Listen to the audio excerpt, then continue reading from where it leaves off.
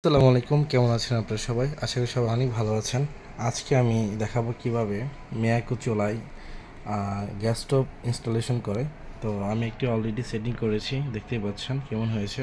তো আরেকটি চুলায় আমি করব। তো প্রথমে আমি নিব এই পাটটা, তো এই পাটটা বসিয়ে দিব। এই পাটটা সুন্দর করে বসিয়ে দেওয়ার পর আমি এটা নিব, এটা সেকেন্ড টাইম এটা নিয়ে সুন্দর করে একদম বসিয়ে দিব। তারপর এটা নিব, এই তৃতীয় নম্বর এই পার্টটা নিব।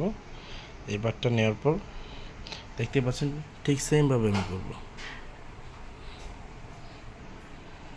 দেখেন ঠিক এই পাশটায় বসিয়ে দিব। হয়ে গেছে। তো মাঝখানে আমি এটা দিয়ে আটকে দেব। তারপর টেস্ট সর্বশেষে আমি এটা বসিয়ে দেব।